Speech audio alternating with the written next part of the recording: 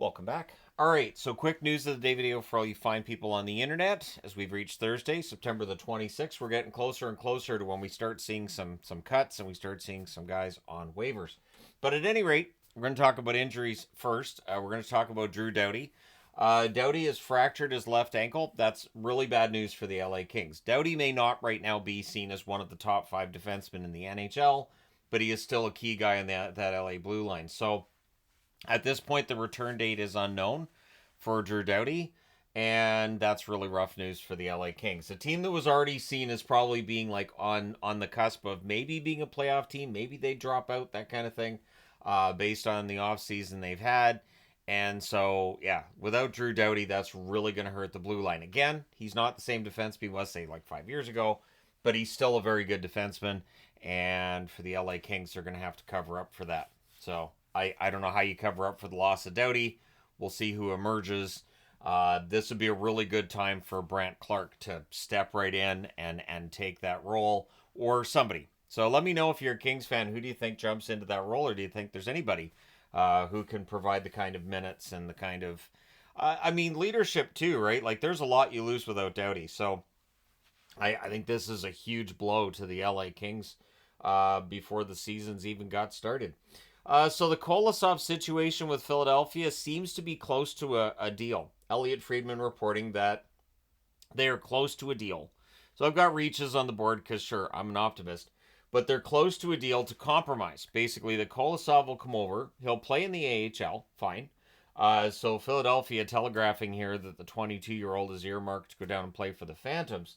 But that he can return to the KHL if he's not called up. So the Philadelphia Flyers getting Kolosov over could be huge. Again, with Fedotov and Ersson, that's not a tandem that's going to scare anybody. If Kolosov ends up being really, really good for the Phantoms, maybe he gets called up. Maybe they cut somebody else. So this could work out pretty well for the Flyers and means that he'd be off the trade block at this point. Caden Guhle has resumed skating. He had his appendix out about a week ago. Timeline definitely lines up. All the best to Guhle. I would think he'll be fine to go for the start of the regular season. Again, appendix surgery can be a scary thing, but once it's done, recovery can be rather quick. I'm trying to remember how long it was for Patrick Roy. I think it was like a week later he was out there or something like that. It was, anyways. But yeah, Guhle shouldn't miss any time. We'll see how long he get, or if he gets into any preseason games, right, before we get to the regular season. Guhle, though, a key guy for Montreal's blue line. So last night's game against Calgary here in Vancouver, it generated some some hefty traffic. I saw a comment yesterday saying, "Well, you just park and you can walk a few blocks." Nah. Yvonne was downtown and she saw people parking where it was at least a 20-minute walk, and they were trying to find places to park when the game had already started. Because she's messaging me, yeah, people are trying to find places to park in this parking lot. And I said, the game's already started. And she's like, yeah, and it's a 20-minute walk from here. So it's a lot. And again, the Vancouver games here are, really exciting and everything. But yeah, it's insane. So in last night's game, at the very least, if you did make the walk, or if you were there like 5 hours early to get, a good parking spot, Daniel Sprong wild with a highlight reel goal late in the third period, and then DeBrusk with an overtime winner, his second goal of the game. So the new guys show up and do pretty well. Some buzz there. It is Calgary. It is a preseason game. You got to take it all with a grain of salt. But hey, I'll take some positivity. I've seen plenty of preseasons for the Canucks where there isn't any. So I'll take positivity right now. And Sprong and DeBrusk fitting right in. Heinen looking pretty good.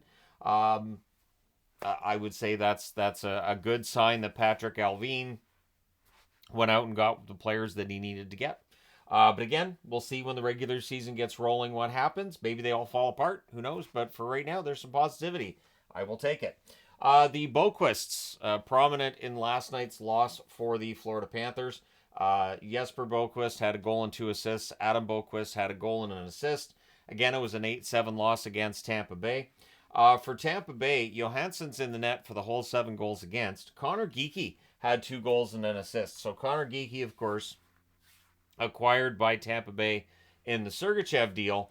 if he comes out and plays really, really well as a rookie, that could even out that trade pretty darn well. And again, I like JJ Mosier.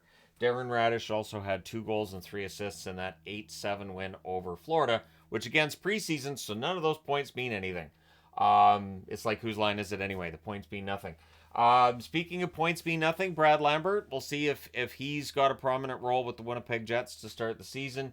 He had a goal and an assist in last night's game, a 6-1 win over the Edmonton Oilers. So there's definitely some stats here to keep an eye on, and we'll see whether or not this forces the GM's hand. And there are always cases of players who have good preseasons and fans get excited, and then those mean, horrible, bad, angry GMs cut those players because we can't have nice things. So we'll see where that happens this fall. My guess is that we'll see that happening soon enough. But let me know your thoughts in the comment section below as always. Don't forget to hit like and subscribe in the event that you haven't already. I did enjoy reviewing that game last night. I know the views aren't there, but I no regrets. I enjoy reviewing the games, and it's nice to get myself into regular season form early as well. So there you go. But thank you guys so much for all your support, and thanks to the people who did watch that last night. But thank you guys so much for everything. If you haven't already hit like and subscribe, by all means, please do. I also wanted to throw at the end of this too, the book giveaway that we're doing. I've received no money from them for promoting the book. I did get the books from them for free because it's a promo that they're doing. And yeah, there's no money coming to me for this at all. They're not paying me for it. So I just wanted to clear that up. But this is part of the reason we don't do giveaways. As soon as I do a giveaway, there's the, here he goes. What's the angle? And I think we're so used to everybody having some ulterior motive for anything that when somebody tries to give you something, your automatic assumption is there's something else to this. He's trying to get our phone number and our address so he can spam us with crap or something. I don't know. But anyways, best of luck to people who've already entered that contest. And if you haven't, by all means do. And yeah, we're giving away 4 copies, and it's a pretty good book.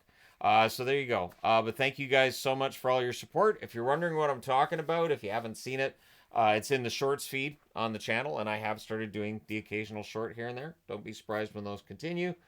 Just testing the waters out a little bit. So thank you guys so much for all your support. I will talk to you again soon.